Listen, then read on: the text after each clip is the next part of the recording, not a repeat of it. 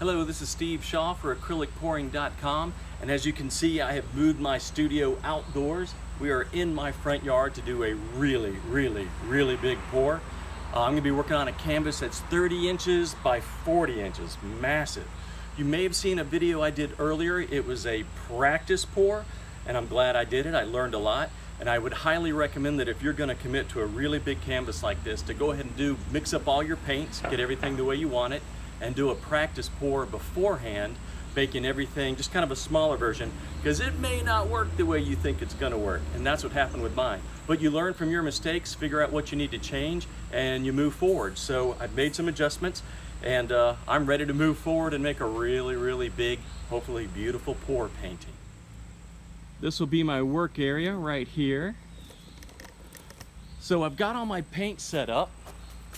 As I mentioned in the other video, if you are a detailed person, you may go a little crazy because these colors were actually off of the accident rack at my local Lowe store.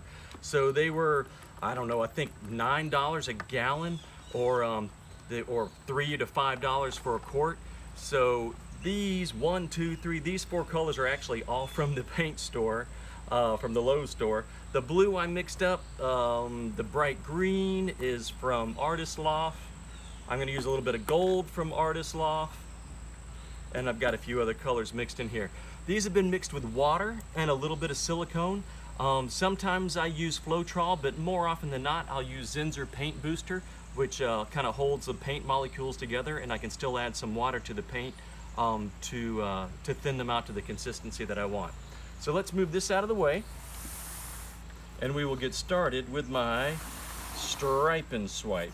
Now be ready, because we are out in my front yard, and a neighbor may come by, cars may be coming by. Yeah, I think you can hear somebody pressure washing their driveway in the background, but we're just gonna roll with it. That's part of the fun. So with my stripe and swipe, I'm going to put, like I did earlier, and I had thinned out my gold this time. That was a problem I had before, is that my gold was too thick. I'm gonna lay down some horizontal stripes, and then I'm gonna swipe from the center up and the center down, and just see what happens, and hopefully we'll get a beautiful painting. Whoa, get on there. God, I love this gold color. Wow. All right, that's looking nice. Remember, this is all just approximate stuff. I think so many people try to recreate what they see in these videos. And what I like to tell people is, don't try to recreate what you've seen. Just use what you see in these videos as inspiration and try your own, because depending on the type of water that you have, what type of stuff you mix with your paints, it's never gonna be exactly the same as what you see someone else doing in a video. It's just impossible to recreate that exactly. So loosen up a little bit, use it as inspiration, and just know that yours is gonna look different. And not only is that okay, but that's really what you want. You want to make something unique and special that's just for you. I'm gonna go ahead and put a little bit of this blue out here, a little blue back out here. So I have used a full 16 ounces of this blue right now. I'm gonna go ahead and kick in some more of this light sort of turquoisey color. Not quite a mint color, but turquoise. I love working this size, you guys. This is so much fun to just be able to take a 16-ounce cup of paint and just pour that sucker out on the canvas. All right, I've got this bright green, which is something I wouldn't normally use, but it seemed to look pretty cool in the other painting. I'm gonna just put some here. And I'm trying to recreate these stripes in a somewhat ordered fashion. Not exactly, but probably pretty close. I'm gonna just finish it up.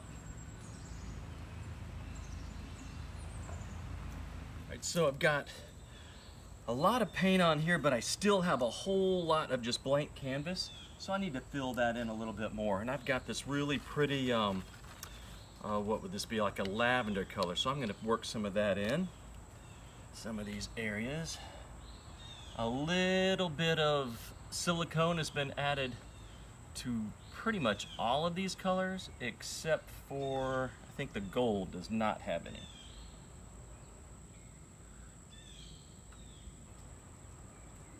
Okay.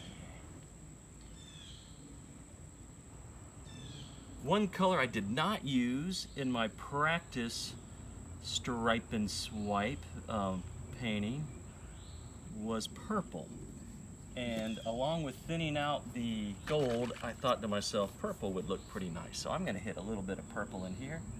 Do a little line right down the middle there.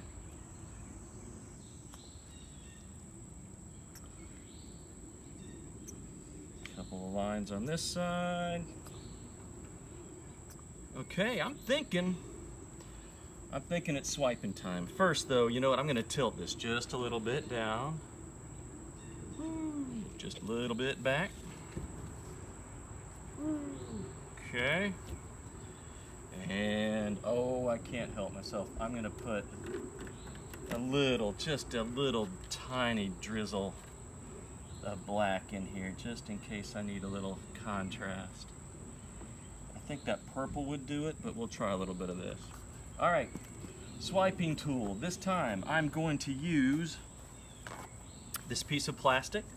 I'm going to swipe from the middle of the canvas out, so I'm going to scoot to the side over here, and this is going to get messy. Ooh, that's looking pretty. I'm kind of thumping, knocking off the extra paint after my swipe.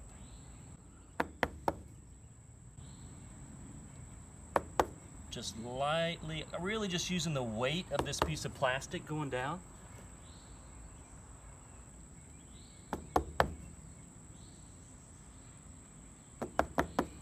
Got a couple spots in here.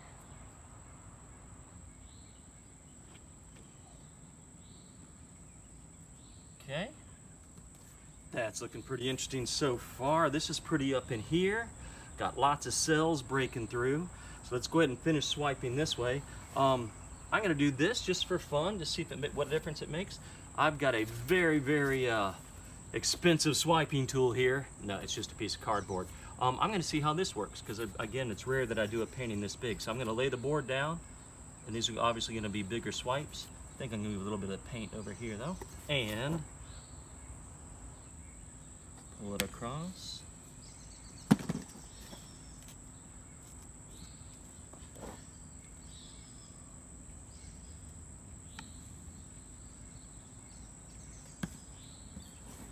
If I find a little bald spot like this, I'm just going to pull across it.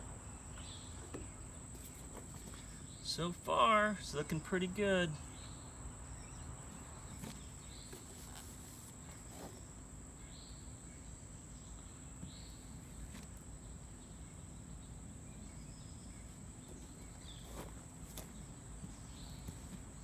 Wow, okay.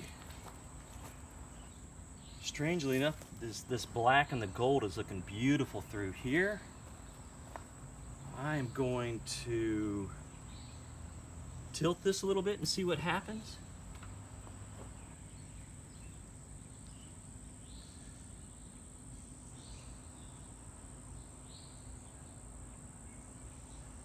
Bring it back a little this way.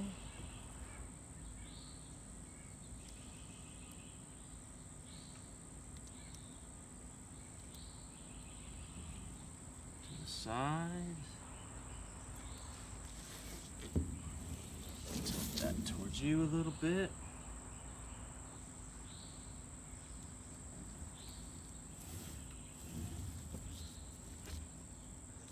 All right, it's looking pretty darn cool like that.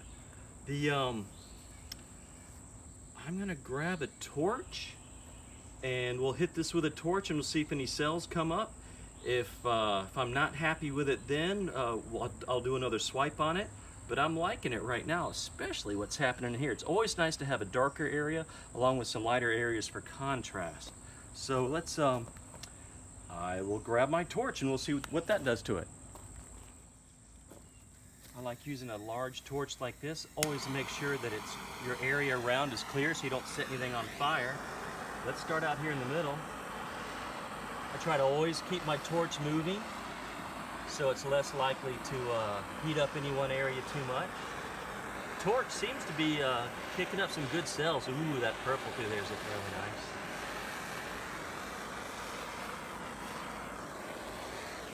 Wow, okay, the torch is doing some pretty things through here.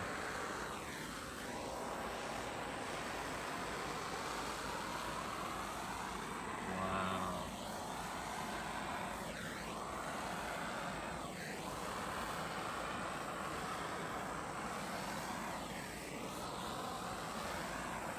Really nice, okay.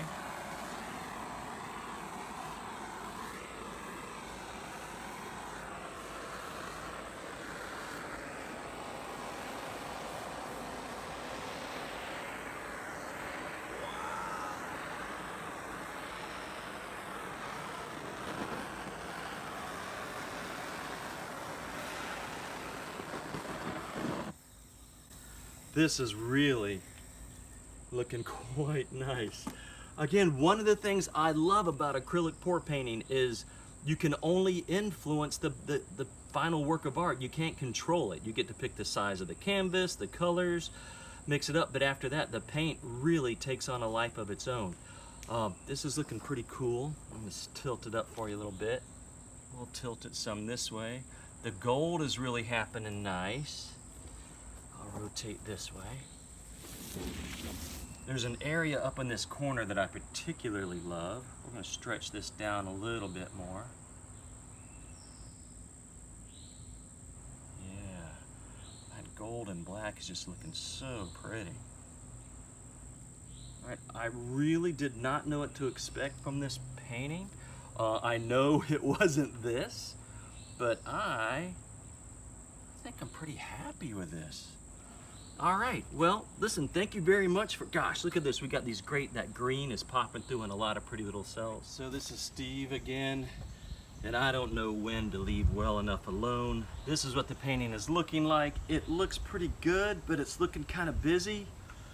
And I'm gonna do the thing that I'm always worried about doing. I don't know if I should do it or not, but dadgummit, I want to see what it's going to look like if I do a nice big dark blue and purple swipe up here and work it down here with this big old piece of cardboard as my swiping tool. So let me get thick blue. No regrets. We're just going to see what happens. Nice thick line of blue and some thinner purple.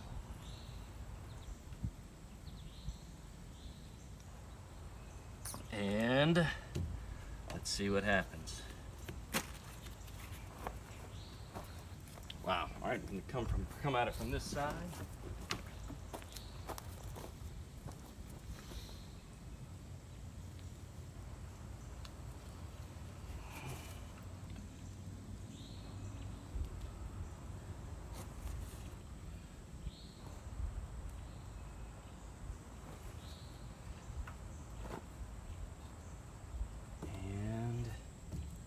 One more down here.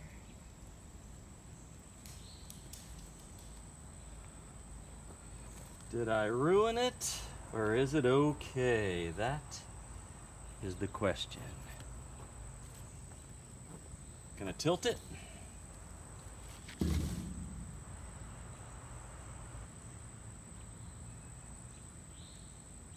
Okay. Here and tilt it back a little bit, and I'm just gonna say it, I like this better.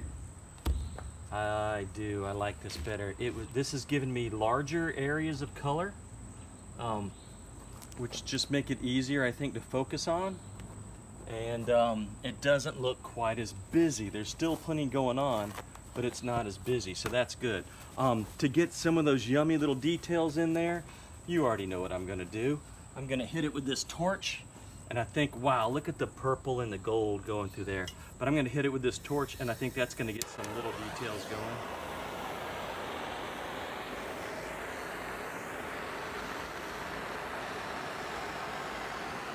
Okay.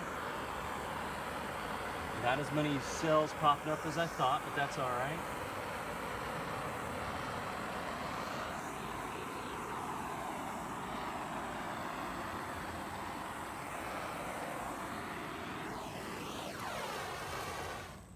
Yeah, I'm happier with that, liking it better.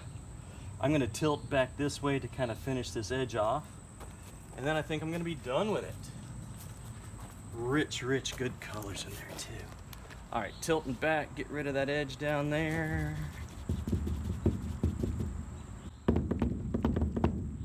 Okay, there it is.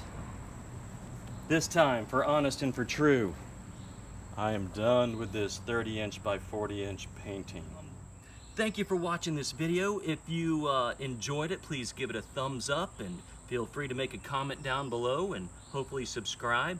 And if you like my paintings, most of them are going to be for sale at Etsy.com. Just go to Etsy and do a search for Steve Shaw.